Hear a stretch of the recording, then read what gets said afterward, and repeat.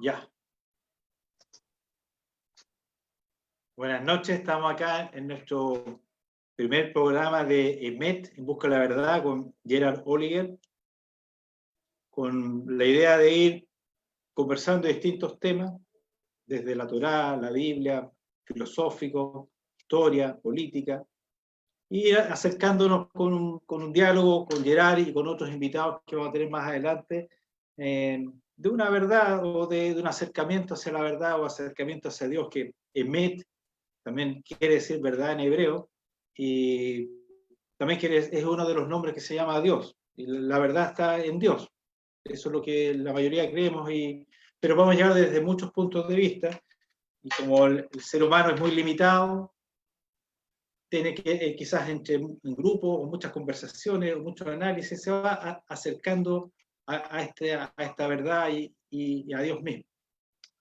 Y el tema que escogimos para hoy es quizás el inicio de las religiones monoteístas, o del concepto monoteísmo o de un solo Dios, que es con Abraham.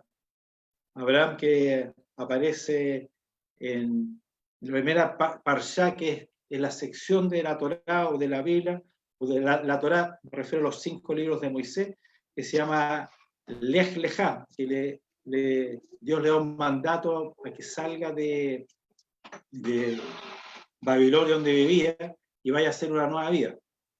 Entonces, lo primero que uno se pregunta, ¿habrá sido cierto? ¿Habrá existido? ¿Es un concepto?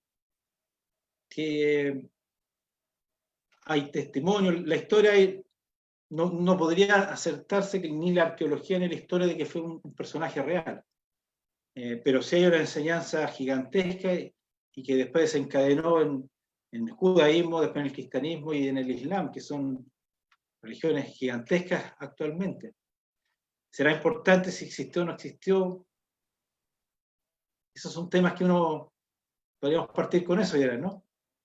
Bueno, yo creo que lo más importante destacar en este comienzo, y de alguna manera cruza, creo yo, todo el texto, es el hecho de que hay una emoción que Dios pone en el corazón de esta persona, yo creo que es muy importante eso, y esa emoción, que es distinta a la que puede tener cualquier otro, lo hizo movilizarse. Lo hizo salir de su zona de seguridad, donde él tenía, por lo que dice la Biblia, una pequeña fortuna, era una persona de estatus social alto, y sin embargo no se quedó ahí donde estaba con su familia, en su comodidad, sino que fue a otro lugar. Y fíjate que eso yo creo que es algo que es muy actual, porque todavía existen y cada vez más muchas personas que migran de sus países, en algunos casos por situación económica, en otros por sueños, en otros por temas políticos, pero salen de su ciudad y van a su país y van a enfrentar lo desconocido. Y fíjate que es bien interesante porque a poco andar, de hecho está el capítulo 12 donde empieza todo esto, el capítulo 12 de Génesis, ya nos encontramos con que no le va bien. Y donde primero llega, no encuentra lo suficiente, no encuentra en Canaán, no encuentra aquello que necesitaba para subsistir. Y tuvo que moverse, y tuvo que ir a Egipto. Y tuvo ahí problemas también, porque claro, no era su destino, no era el camino trazado. Pero lo que voy yo que como todo buen inmigrante, se va adaptando a las circunstancias y muchas veces son muy hostiles. De hecho, todo lo que uno ahí ve, por ejemplo, que Abraham estaba sometido, y en ese momento llamado Abram, sometido Abraham, en más de una ocasión a su muerte, a los vejámenes a su mujer.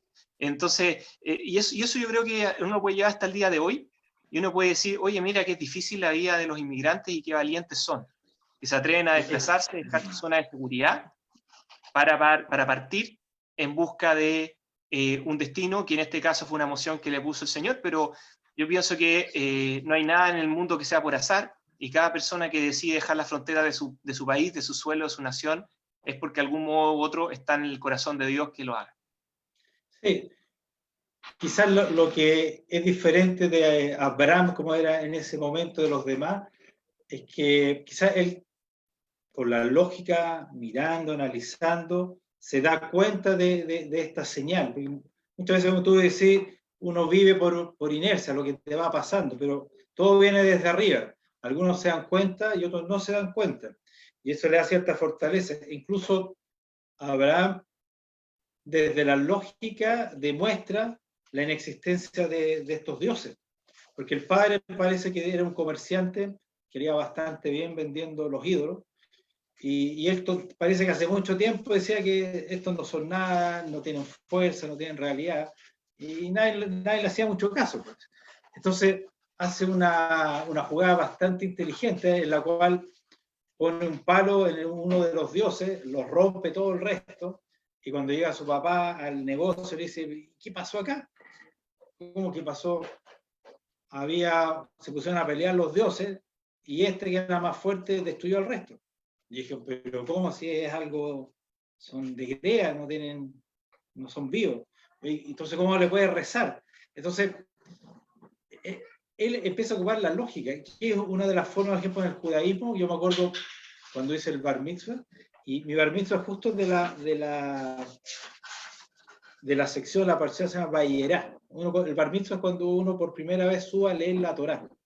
Y esto no son bien mística, y se lee la Torá y se canta, y teóricamente el varón judío empieza a cumplir las mitzvot, que son los mandatos de la Torá. Entonces, yo me acuerdo cuando tenía 13 años, que es el momento de hacer el bar mitzvah, y dije, yo no creo esta cuestión. No, aparte mi familia es media atea, no creo mucho en Dios, para mí no tiene ningún sentido.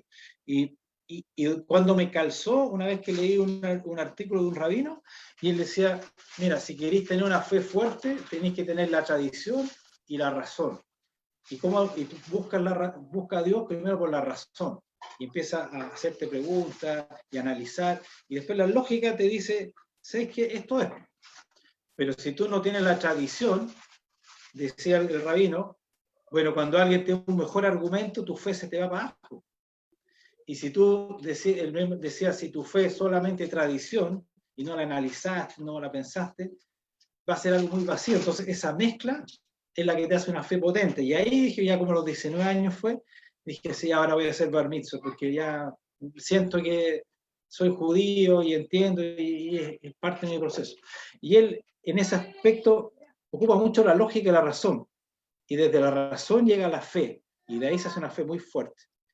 Porque incluso da la impresión que su fe no era tan fuerte cuando el faraón de Egipto le dice, mira, ¿quién es ella? Ah, mi hermana. Porque tenía miedo de que se la quitara y lo mataran. Entonces, si uno tiene una fe muy fuerte, es tu mujer, pues no es para y sabía que era para acostarse con ella, se la entregó nomás. Llama la atención bastante esas conductas a veces pareciera que es de temor, o quizás está en un proceso de fe que más adelante se confirma cuando pareciera llega a su máximo, cuando le piden matar a su hijo. O quizás esto es un proceso también, uno que entre lógica y te vas afirmando la fe, y vas estudiando y te van pasando cosas, y ya vas como inmigrante que estaba solo. Llegó a Egipto más porque le fue mal, por el tipo como Exacto. Fuiste a hacer negocio y te fue pésimo, fuiste con Egipto. A mí me da la impresión de que él genera un proceso muy interesante desde un llamado, él se da cuenta de ese llamado, pero su gran gracia se entiende con un llamado de Dios, que a muchos le puede llegar, y a través de la razón confirma su fe y la va afirmando hasta un punto máximo, me da la impresión. Sí, yo encuentro que es bien importante eso, y también destaco algo que comenzábamos previamente, que es la misericordia que existe en este personaje. Era un hombre justo. Él trataba de regirse justamente, y se preocupó, por ejemplo, por Sodoma y Gomorra cuando iban a ser destruidas. Y realizó un acto de intercesión, que es muy conocido. Quizá igual es bueno que recordemos un poquito, no el texto completo, pero para que entiendan de qué se trataba. Entonces Abraham repuso, aquí voy en la mitad, no voy a leerlo completo. Sí. Me he atrevido a hablar a mi Señor, yo que soy polvo y ceniza. Supongamos que faltan 5 inocentes para los 50. ¿destruirás por 5 toda la ciudad? Contestó, no la destruiré si encuentro allí los 45. Abraham insistió, supongamos que se encuentran 40. Respondió, no lo haré en atención a los 40. Veamos cómo insistió, porque me salté varias partes. Sí. Abraham siguió, que no se enfade mi señor si insisto, supongamos que me encuentro 30. Respondió, no lo haré si encuentro allí 30. E insistió, me he atrevido a hablar a mi señor, supongamos que se encuentran 20. Y respondió, no la destruiré en atención a los 20. Y Abraham siguió, que no se enfade mi señor, si hablo una vez más, supongamos que se encuentran 10. Respondió, en atención a los 10 no la destruiré. Cuando terminó de hablar con Abraham, el Señor se marchó y Abraham volvió a su lugar. Entonces es bien importante cómo se destaca la misericordia, y bueno, y también la misericordia del Señor. Estamos hablando de ciudades grandes, 2 ciudades importantes de la época, Sodoma y Gomorra, como están descritas, con gran comercio, pero mucha maldad. Y resulta que decide el Señor destruirla completo, pero dice, bueno, si aparte de la familia de Lot, que voy a ir a rescatar, hay otros cuantos y hacemos un chungo de 10, yo le perdono a todos, los perdono a todos por esos 10. Generalmente las personas cuando ven este capítulo se impactan, pero si uno lo mira de la otra perspectiva, la generosidad frente a la maldad absoluta, estamos hablando, por ejemplo, ahí había violadores, asesinos, ladrones, en cantidades descomunales, y la misericordia del Señor, bueno, si hay 10 personas correctas, porque Lot tampoco era un santo, incluso hay que describir que Lot tenía diferencias con Abraham. Sí. ¿Y cuáles esas diferencias? Eran de tipo comercial. Entonces Abraham dijo, ¿sabes qué más? Si yo me voy al norte, tú te vas al sur. O sea, tenemos que seguir caminos distintos. O sea, tampoco no eran santos, eran gente correcta. Sí. Y al Señor le bastaba con que hubiera 10 personas correctas en la ciudad y se salvaba la ciudad completa. Sí, sí. En el judaísmo se sigue la tradición, pues cualquier rezo de todo tipo se necesitan 10 justos, 10 hombres justos.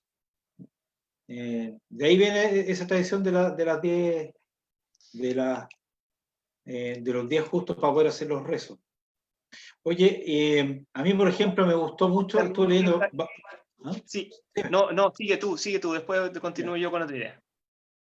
Leí varios, y bueno, yo generalmente cuando uno estudia las secciones, uno lee la Torá, lo comenta con otro y puede leer artículos de muchos rabinos. Yo leí varios artículos de una página que se llama El Aish Latino, que son de una línea media ortodoxa, en la cual se enfocaron bastante en 2 palabras que se llaman Lej Lejá, y quiere decir en hebreo, vete a ti mismo. Entonces, es súper extraño. La Torá tiene todos estos como secretos que uno empieza a estudiar. ¿Cómo te vas a ir a ti mismo? Y le dice, por ejemplo, acá en Génesis 12, el Eterno le dijo a Abraham, vete de tu tierra, de tus familiares y de la casa de tu padre a la tierra que he de mostrar. Como no tiene lógica.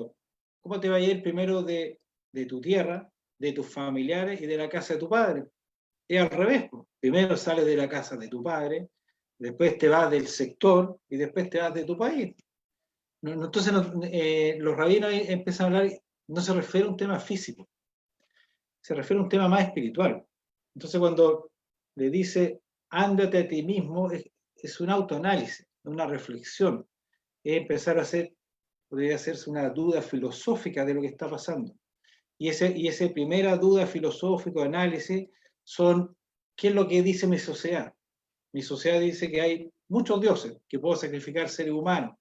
Tiene sentido, tiene bondad, tiene relación con, seguramente sintió, me parece que su gran emoción era la bondad. Parece que se guía mucho por la bondad ahora. Tiene que ver con la bondad eso y se da cuenta que no. Y después dice que dicen mis parientes, mis amigos, los más cercanos. Empieza de nuevo con ese proceso, con sus conversaciones, y después finalmente lo más difícil, lo que te enseñaron en tu misma casa, que por lo general a uno sigue muchos años hablando lo que dice el padre o la madre o un tío. Es difícil, el pensamiento propio toma mucho tiempo. Entonces, lo que quiere decir acá es que una vez que se libera de todos los pensamientos externos, se descubre a sí mismo saca su pensamiento propio, ahí está recién listo para poder irse. Porque no le pide un cambio de lugar, porque si no, hubiese sido distinto el orden. Pero si va igual como un tipo que creía muchos dioses, no sirve para nada. Y eso te da, por ejemplo, una enseñanza gigantesca hoy día. Hoy día que estamos llenos de ideologías, fake news, un montón de clichés en la política, en los pensamientos. Entonces uno ve mucha gente que repite nomás. Que, no sé, escuchó algo en la tele y lo repite. Y es un proceso súper importante. Por eso es que la Torá se dice que la Torá está viva, porque tú la puedes ocupar. Entonces, ¿qué es lo que tiene que hacer de partida un ser humano? Conocerse a sí mismo. Y después empezar a dudar de todo lo que aprendió y va desechando lo que no le sirve y va reafirmando lo que le parece correcto.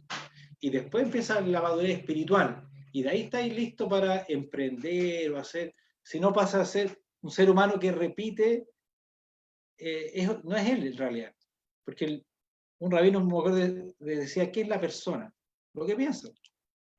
Y si yo repito, no sé, soy nazi, por ejemplo, digo, tengo que matar a los judíos, no soy yo, soy el pensamiento que un nazi me puso en la cabeza como, y soy un autómata, o no sé, hay que matar a los negros, no sé, estoy dando ejemplos extremos para que se note, no eres tú.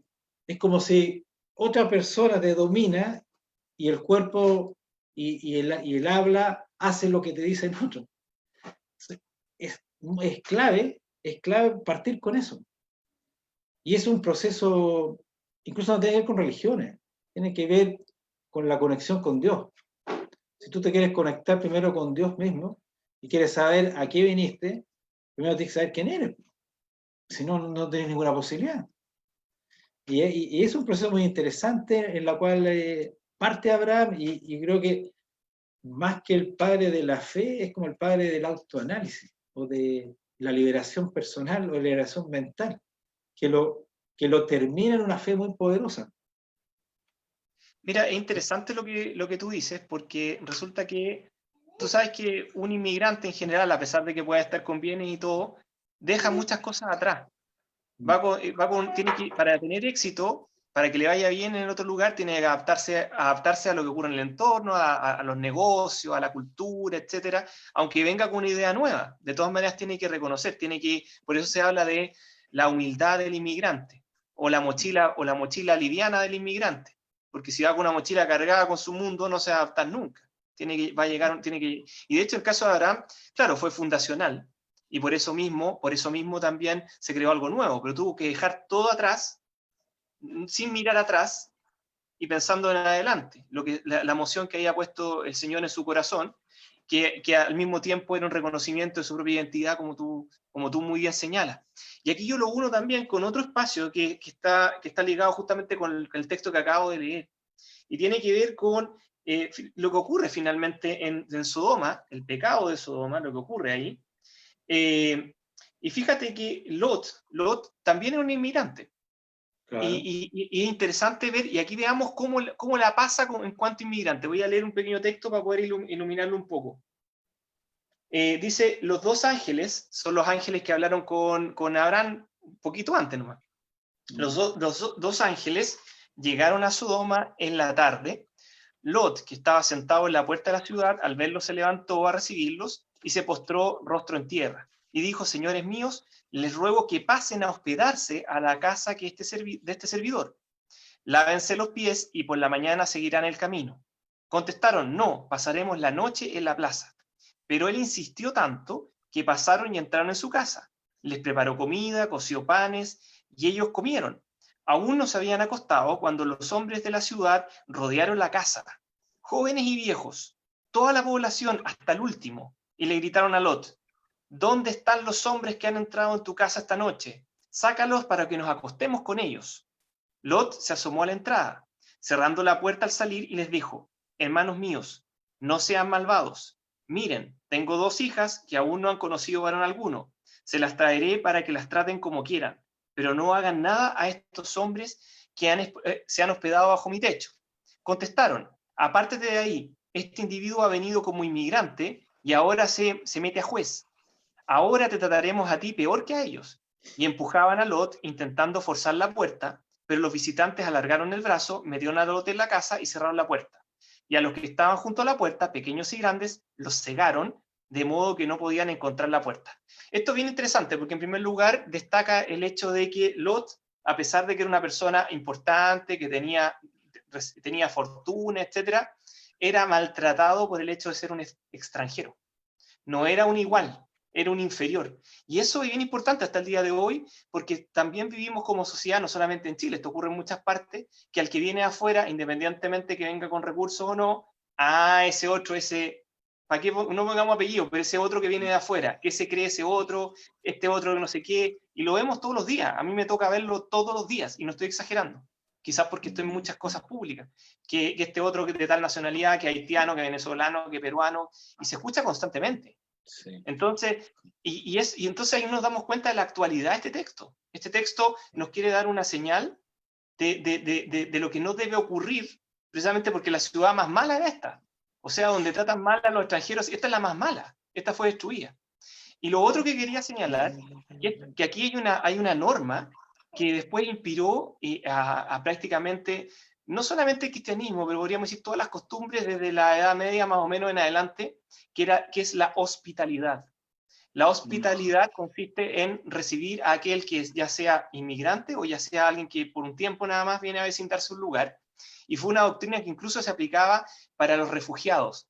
Este es el inicio, si quieren buscar un espacio, este es el inicio de la doctrina de protección a los refugiados políticos, sociales, etc. Este es el origen, aquí está. Justamente los refugiados serían, entre comillas, estos ángeles que son hospedados. El concepto de hospitalidad nace ahí. Y eso rige hasta el día de hoy en la base del derecho internacional público, en cuanto al derecho internacional de los refugiados, aquí lo podemos encontrar. Y vemos que hasta el día de hoy hay una situación de disputa, o sea, ¿cuántas veces dicen, oye, entréganos a esos tipos que están asilados ahí en tu embajada, porque nosotros lo queremos llevar a juzgar, y no juzgar, lo quieren ajusticiar? Entonces, y aquí encontramos esta sabiduría, aquí está. Esta es la ciudad más mala, la que trata mal a aquellos que van a buscar hospitalidad, la que trata mal a los inmigrantes. Entonces, encontramos un ejemplo muy actual del pecado de esa época, que es un pecado, incluso podríamos decir, no es ni siquiera un concepto religioso, es falta de humanidad, el no recibir bien a las personas que están sufriendo, a las personas que están huyendo por circunstancias de persecución, a las personas que son inmigrantes. Bueno, eso era esa reflexión respecto a este incluso punto. Llama la atención, ¿qué padre entregaría a su hija a la muchedumbre? Pues, a dos hijas. Hay que estar, el nivel es muy bajo, pareciera, de los tipos. Eso destaca mucho más el concepto, porque acuerda que está lleno de conceptos acá. Después vamos a llegar a otro punto con eso. Destaca mucho más la idea de que, imagínate, la hospitalidad es tan importante que prefiere un mal sobre otro porque es grave fallar en eso. Es muy grave fallar en la hospitalidad. O también se podría ver un poco el desprecio a la mujer en esa época que, o sea, claro, porque que te violen a la hija. Pero recuerda también, te recuerda, por ejemplo, que Abraham hizo la voluntad de Sara en más de una ocasión. Entonces, tampoco es tan así. Yo creo que el concepto de hospitalidad está muy presente ahí. Sí, y por ejemplo, Abraham, y eso se ve hasta el día de hoy, cuando nos casamos los judíos, se llama la jupá, que es un techo que representa la casa y es abierto por los cuatro lados. Entonces, eso recuerda a Abraham que tenía apertura por todos lados por la hospitalidad. Entonces, que pareciera que uno de los conceptos, otro concepto muy importante de Abraham, que llega a la fe por la razón, y pareciera que la bondad de la hospitalidad es un tipo muy fraterno, que llegaba a todo. Por eso también terminas en el texto ahora que es el padre de muchas naciones, no solo de una. Entonces, como que tenemos uno, y ahí te recalca, todos tenemos un origen común. Entonces, ¿quién es uno para poder hablar mal, no sé, veamos el caso de Chile, de haitianos, venezolanos, peruanos, que todo el tiempo uno ve en redes sociales que los expulsen, que son muchos, que aquí, que allá, como si fuesen los culpables de toda la cuestión de todo lo malo.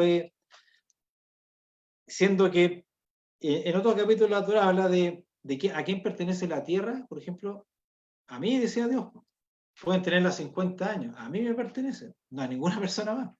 Porque, o sea, en estricto rigor, la tierra, los países son convenios políticos entre grupos, pero ¿a quién le pertenece? A todos los seres vivos que están ahí. Entonces, claro, el tema de la inmigración, sobre todo cuando están pasándolo mal, como en Venezuela o pasó en Siria, es un tema mundial, o sea, no es un tema, no tiene que ver con religión. En realidad, la mayoría de los conceptos de la Biblia terminan en el humanismo, en ser mejores personas. Ni siquiera la religión sale también de ahí, que es como una ritualidad, que a algunos les gusta mucho, a otros no tanto, pero en realidad es cómo hacer un mundo mejor, cómo ir avanzando en tener un mundo que yo siempre digo que el retorno es como al paraíso. Yo creo que la esencia del ser humano como espíritu es ser un jardinero del mundo. Y un jardinero cuida al mundo, cuida el medio ambiente, cuida a los animales, cuida a los otros seres humanos. No los explota. Pues o sea, hay que tener riqueza, obviamente, hay equilibrio, pero no a un nivel destructivo y menos acumulativo por acumular y tener más y por ser más famoso y por tener más emociones y por ser más hedonista. Eso se aleja muchísimo de los conceptos de la Torá.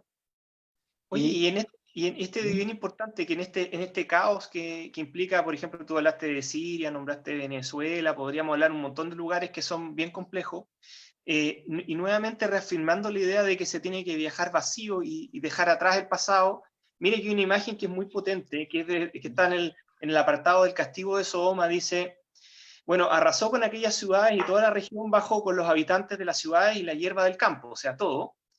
Y después dice, la mujer de Lot miró atrás y se convirtió en estatua de sal.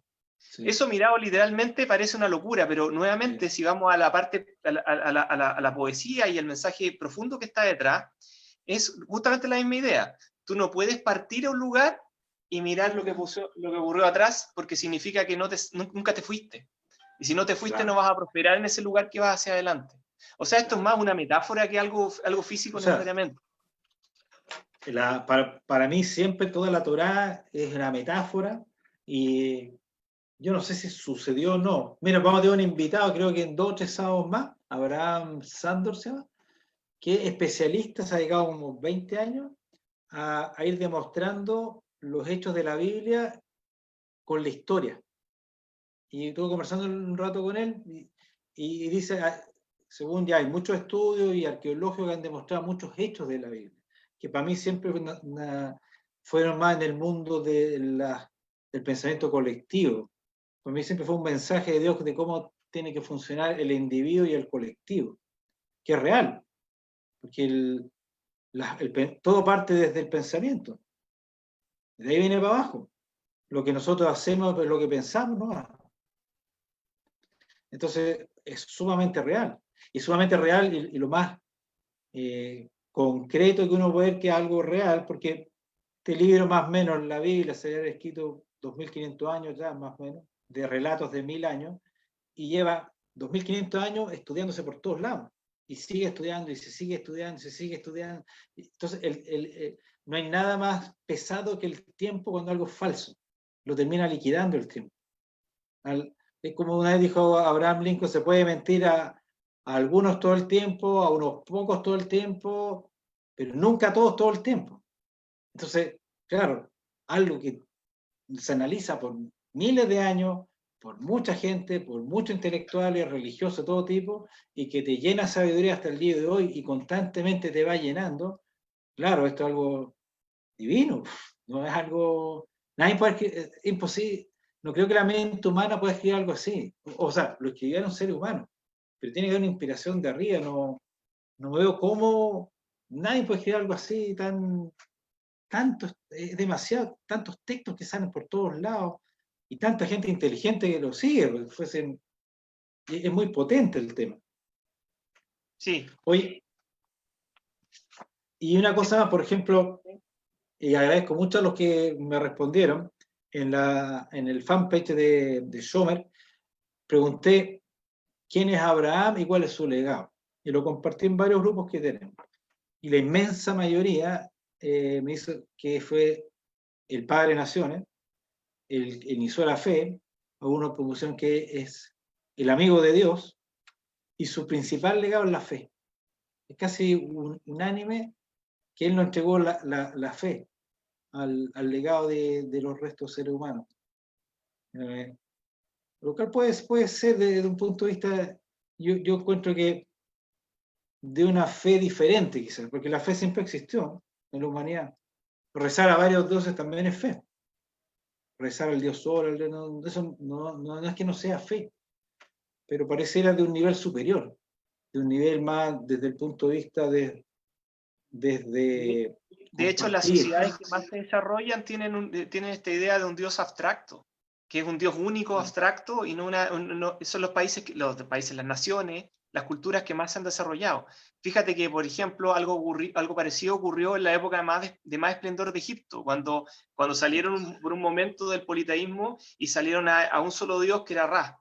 Entonces, uno puede ver ahí una mayor evolución, porque ¿qué es lo que pasa? Cuando tú concretas la visión de Dios en cosas que están muy relacionadas con tu entorno, estás cosificando tanto a Dios que impide que tú puedas admirar su plenitud y también las mismas posibilidades que como ser humano tienes, porque estás como limitado por el entorno.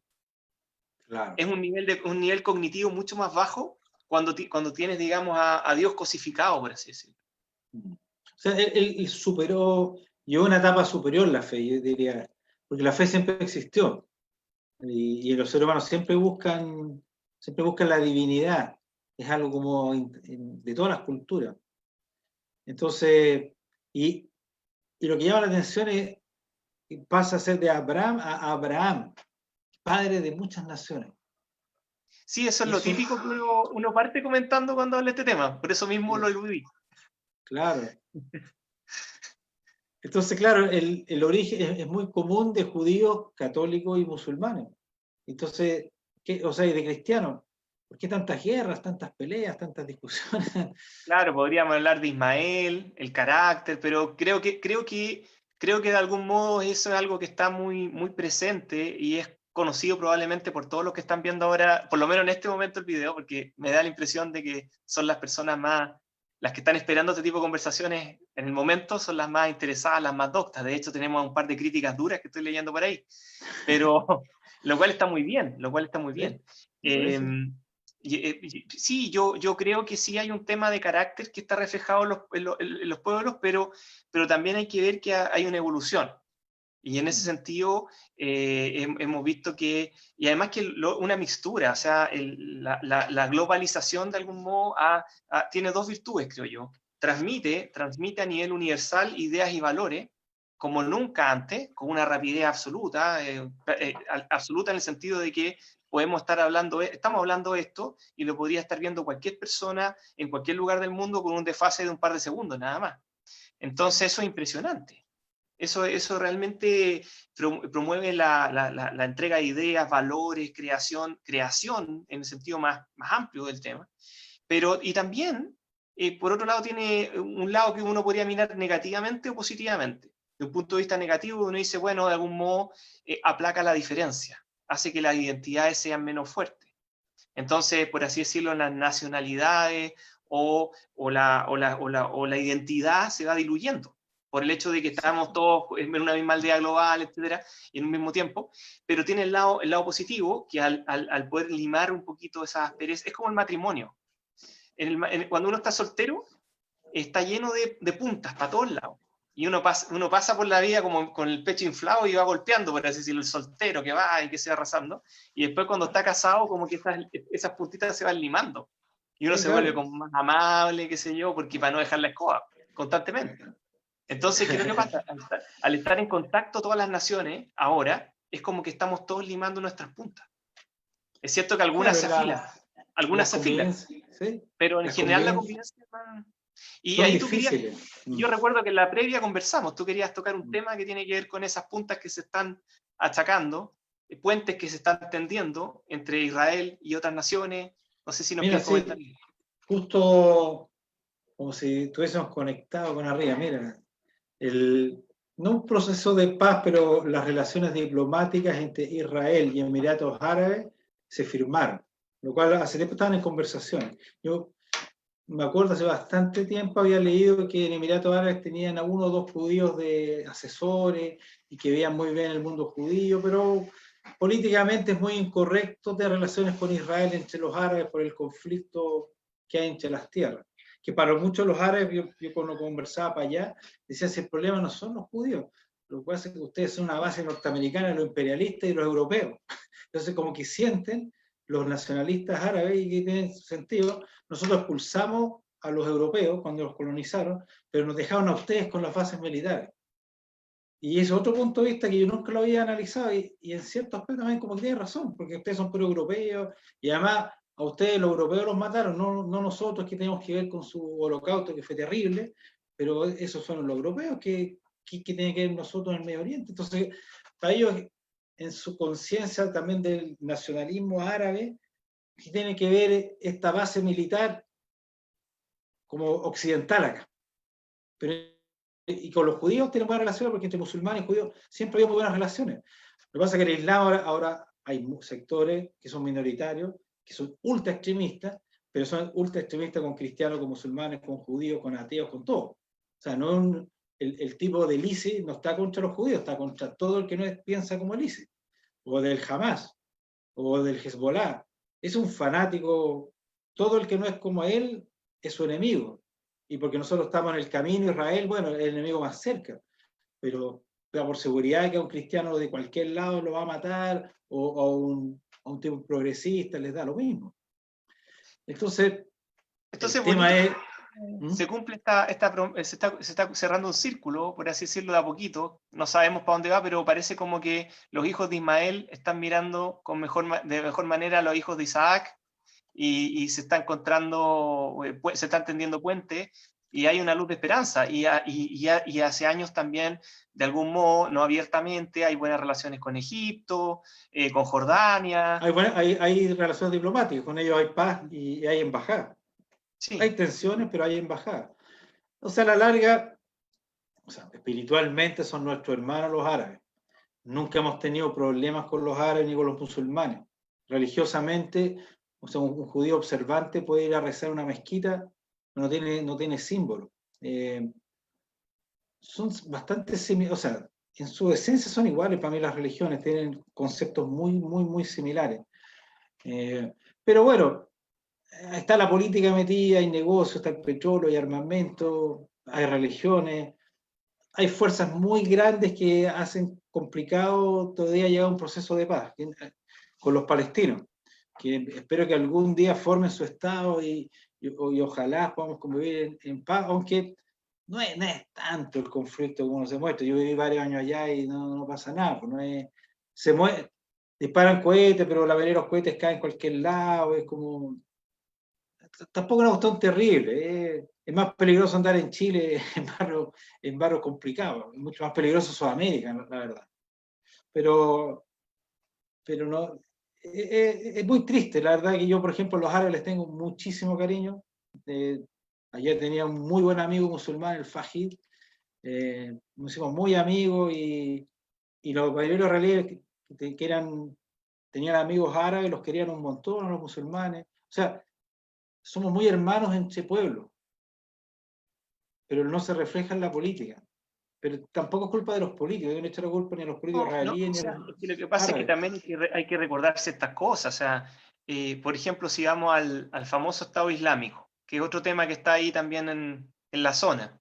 El Estado Islámico se produce porque, desgraciadamente, la invasión de Irak fue una invasión no muy bien pensada, o hecha probablemente de las necesidades de la política interna.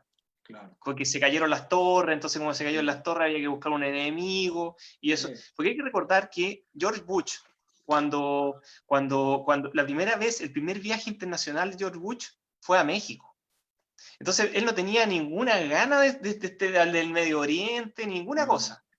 Él, incluso es más, si tú vas a México es porque te quieres centrar en tus propios problemas, porque México es un problema casi de intra-Estados Unidos. Casi no son relaciones internacionales. Incluso muchos de los fenómenos son llamados, no me acuerdo si a ti te gusta esa palabra, son locales. Son globales y locales a la vez. Temas de narcotráfico, temas de inmigrantes, son temas que son y fronterizos, temas de contrabando, comercio internacional pero fronterizo, las cadenas de producción que van y vienen, todos esos temas casi locales de Estados Unidos. La relación con México es casi local de Estados Unidos. Entonces ese viaje internacional fue la negación de la presencia de Estados Unidos en el mundo. Era como, vamos a dedicarnos a nuestros asuntos. Y de repente, bueno, ocurrió que se cayeron las torres y eso cambió toda la lógica de la política exterior de George Bush, y después ese trabajo que tuvo consecuencias en el Medio Oriente y en la estabilidad global, ese trabajo tuvo como consecuencia la reelección. Desgraciadamente así funciona la lógica. Entonces yo creo que el tema de haber llegado a Irak. ¿Y por qué digo esto? ¿Qué pasó en Irak? Es bien importante de remarcar. Se creó un vacío de poder. Sí, Se claro. sacó un gobierno Sí, claro. y toda esta gente que no era muy religiosa. O sea, Saddam Hussein no era un tipo religioso. Era musulmán y todo, pero no era un tipo religioso. Era más bien socialista. Él Sí, había pertenecido a los partidos Baas, que eran sí, partidos que estaban por la idea del panarabismo, ¿no es cierto? Entonces, de hecho, todos se llamaban Baas en todos los otros países. sí. ¿Y qué es lo que hacía el Baas? El Baas suplantaba a la sociedad civil. Entonces, tú tenías un partido Baas y era la junta de vecinos, era todo el Baas. Entonces, ¿qué pasó? Sacaron a Saddam Hussein, sacaron el Baas y sacaron también a todos los militares, y esos militares no sabían hacer otra cosa que trabajar, ser burócratas del Estado siendo militares. Entonces, ¿qué hicieron? Bueno, quedaron sin trabajo y formaron el Estado Islámico. Y fue Buscaron un religioso que los encabezara y formaron una estructura más o menos informal, más o menos blanda, ad hoc a su condición de no Estado en ese momento, y con esta pretensión de universalismo que tenían planteado. Si buscaban renovar, digamos, lo que había sido la máxima expansión del mundo musulmán, que llegó hasta las puertas de Francia. Eso España, querían reeditar. claro. Toda España Oye, y hasta las puertas. sí. Y fue una cosa como el azote de Dios, yo podría decir. El ISIS fue como, casi como un azote divino, fue una cosa espantosa. Los tipos eran de una locura y de mataban, torturaban, era increíble, ¿no? Hace tiempo que la humanidad no tenía algo tan potente, destructivo y como si demonios, verdaderos demonios tomaran armamento. Fue una cosa impresionante. Y Suerte no eran las duró, guerras, eran no intereses duró económicos. tanto. Eran intereses No, económicos. sí, sí. Bueno, pero ahora con este que le pusieron este proceso de apertura diplomática entre Emiratos Árabes e Israel, Abraham, justo nos tocó el tema, fue como, qué bonito que nos tocó eso. Oye, y Oye, para ir, me sí, gustaría poner otro tema que, de hecho, tenía dos ya, temas ya, para hacer hoy día. Aparte del tema de la inmigración, que lo fui tocando de diversos puntos de vista, que está muy presente la inmigración como un concepto global, Abraham que sí, sale, el Lot, que también es un inmigrante y es maltratado en cuanto a inmigrante, la idea de la hospitalidad, que está ahí con los ángeles que visitan a Lot y cómo no se respeta la hospitalidad. Pero había un último tema que es interesante, y aquí se nota y quiero mostrar aquí mi lado, y espero que no se espanten algunos de los auditores, pero voy a poner mi lado cristiano, digamos, sobre la muy mesa bien, me parece, muy de bien, manera más abierta, sí, y voy a leer un pequeño fragmento y luego de eso lo voy a comentar. Melquisedec, rey de Salem, sacerdote del Dios Altísimo, trajo pan y vino, y lo bendijo diciendo: bendito seas, Abraham, por el Dios Altísimo, creador del cielo y la tierra, bendito sea el Dios Altísimo, que te ha entregado tus enemigos. Y Abraham le dio la 10ª parte de todo lo que llevaba. El rey de Sodoma dijo a Abraham: dame la gente, quédate con las posesiones.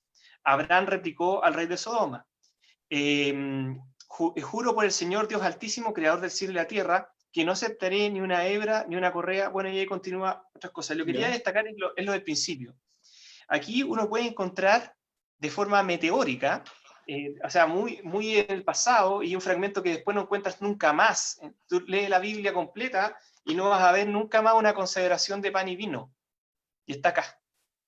mira, En ninguna otra parte. Está acá. Búscalo mira, para adelante, no lo vas a encontrar. Y ya, justamente, bueno, es cierto que en el ritual judío sí se utilizaba después más adelante, pero mucho más adelante, sí, sí, claro, para la Pascua, ¿no es sí, cierto? ¿Y por qué lo digo desde el punto de vista cristiano? Porque, bueno, evidentemente él tiene un sentido para el cristianismo distinto, ya sea en el mundo evangélico protestante, a través de la idea de la Santa Cena, que rememora esa cena, ese Jueves Santo, en que Cristo dice, y esto es lo que quiero rescatar, que también es bien importante, y no solamente un punto de vista cristiano, sino en esta visión, digamos, más amplia, podríamos decir, habla del pan y el vino, que encontramos ya, acá como bendición. ¿Por qué el pan? Porque el pan representa el trabajo del hombre, ¿no es cierto? El esfuerzo que implica el crecimiento y también lo necesario, aquello que es necesario para su sustento, para su vida. Cuando hablamos del pan no solamente estamos hablando de la comida, sino también de cómo se viste, su techo, transporte, todo lo que pueda implicar la materialidad que se requiere. Y fíjate que la bendición de este rey fue justamente eso, bendijo, mediante trayendo el pan y el vino. Y bueno, luego y ahí lo uno nuevamente con los despreciados, los refugiados, los inmigrantes, los pobres, que se los despoja de esto tan básico de algún modo u otro que es el pan, aquello tan necesario. Pero no solamente el pan, y ahí está el punto, también el vino. ¿Y el vino qué es lo que es? El vino se utiliza en las fiestas, como por ejemplo está en la descripción de las bodas de Canaán. Bueno, tú sabes, Cristo no andaba solo, Cristo andaba con un montón de gente. Era típico, los rabí no andaban solos por la vida, andaban con 20, 30, 40 y más personas. Y él llegó a un matrimonio. Llegó a un matrimonio, ¿y qué pasó? Como llegó con un montón de gente, se les acabó el vino en el matrimonio. Entonces la mamá le dijo, oye, Jesús, se les acabó el vino, así como, mira lo que hiciste, dejaste un matrimonio sin vino. Entonces, y él le dijo, obviamente no se iba a dejar a palabrar así simplemente, oye, no ha llegado mi hora, o sea, cálmate. Claro. Pero ¿qué pasó? Como lo que ella le dijo, por eso destaco nuevamente, tal como Sara, María también es importante. Las mujeres son importantes en la Biblia. Entonces él le hizo caso, porque se dio cuenta, dijo, pero es que dejé la escoba, si aquí había vino para un matrimonio normal y yo llegué con un montón de gente, lo dejé sin vino. Entonces tiene que haber vino. Y ella dijo después, sin escuchar respuesta de él, hagan como él les diga. Entonces ahí fue cuando él hizo el primer milagro que no tenía. El milagro del vino. Interesante. Transformó el agua en vino. Mira. Por la intercesión de su madre que le hizo ver de que había dejado la escoba. Y ahí está la idea. El vino, sinónimo de alegría. Y otro tema. Ese vino fue el mejor vino. Entonces, y era el primer milagro. Entonces el mejor vino, la mayor alegría la encuentra el ser humano en el encuentro con Dios. Es el mejor vino, la mejor fiesta. La Santa Cena o la misa son una fiesta. Y el vino es el carácter festivo, está justamente en el vino. Otros pueblos ya lo reconocían. Por eso estaba en el mundo pagano, estaba Baco o Dionisio, claro, que tenía Dionisio, que ver justamente con el vino, la alegría. También. Sí. Bueno, y entonces podríamos decir, como de contrabando, misteriosamente en el Génesis, en el capítulo 14 hacia el final, encontramos, para los cristianos, digamos, encontramos aquí la prefigura de Cristo, y además encontramos el sacerdocio. Porque ojo, que antes de Melquisedec, sacerdote del Dios Altísimo, no se nombra otro sacerdote y después no hay más sacerdote hasta bastante más adelante. Mira, y ahí hay mira cómo se va relacionando. Oye, y para ir cerrando, nos está haciendo la hora, uno de los temas que siempre a mí me impactó, me acuerdo, fue que Dios manda a matar a Abraham, a su propio hijo. Y me acuerdo también, mira, mi papá es ateo, no cree en nada. Nunca, porque nació en Europa con los nazis, todo fue horrible. Y me acuerdo, falleció su hermano, su único hermano, y fue un tiempo a la sinagoga y yo lo acompañé. Y justo salió el capítulo de Abraham, y había dos rabinos que eran espectaculares, son secos, podían estar en Israel. Y explicó por qué Dios mandó a Abraham a matar a su hijo. Y dio una explicación que fue como medio infantil, de que un demonio le dijo, tentó a Dios, y que él no iba a ser capaz de pasar esa prueba, que no es tan fuerte, y Dios lo manda. Y mi papá dijo, no sé para qué vengo a estas porquerías. Y no fue más, ya, pero lo que pasa es que son explicaciones, pueden ser buenas o malas. Y yo siempre me he vuelto, pero ¿cómo puede ser Dios que manda a hacer eso?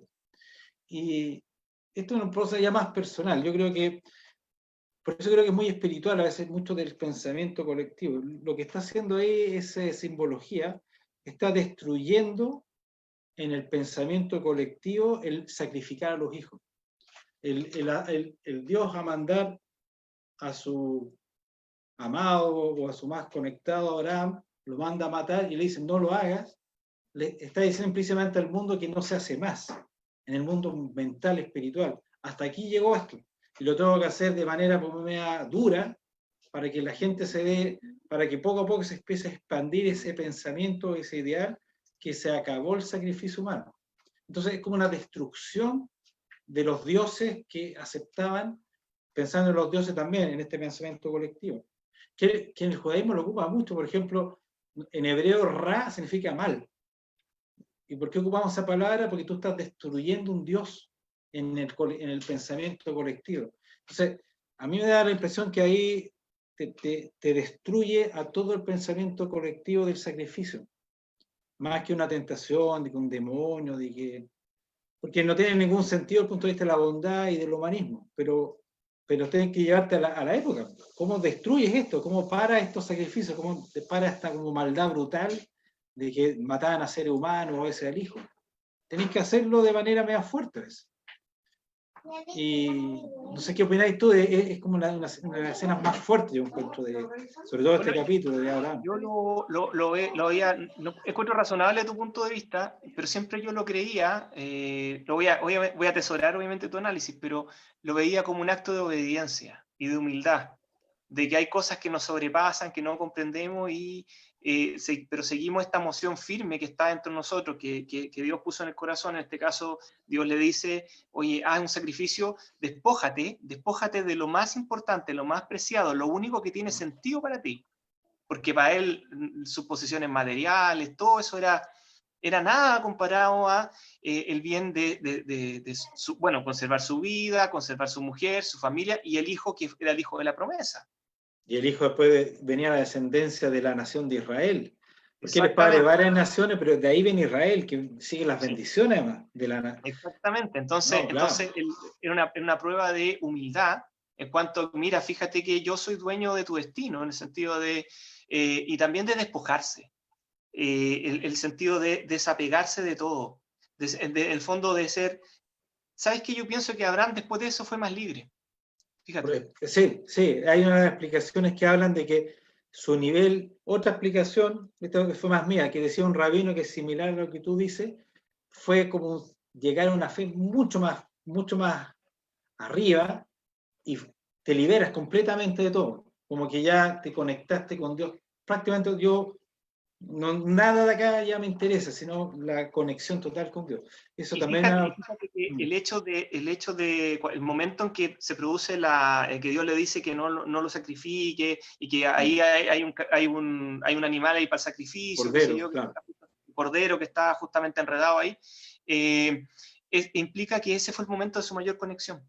Pareciera ese que fue sí, el momento de su mayor entendimiento. Ahí entendió el plan de Dios completo. Se le despejaron todas las dudas. Sí. O sea, esto tiene muchas aristas. Pero seguramente, claro, ya si tú llegas a pasar una prueba así, tu nivel de fe, ya acá pasaste como a otro mundo prácticamente. Exacto. En ese aspecto. Ya, pues son 5:09, yo creo que digamos, es suficiente. La conversación. Es suficiente. Sí. Muchas gracias a los que lo siguieron. Si alguien puso algo en el Facebook, lo vamos a responder. El próximo sábado vamos a tener un invitado que es Claudio Holguín. Claudio Holguín.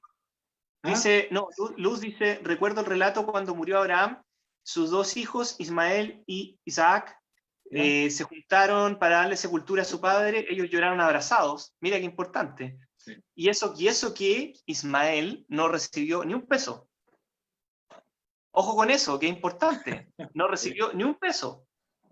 Y habiendo recibido ni un peso, habiendo sido despojado de toda la materialidad, amaba a su hermano Isaac, lo abrazó, lloró junto, enterró junto a su padre.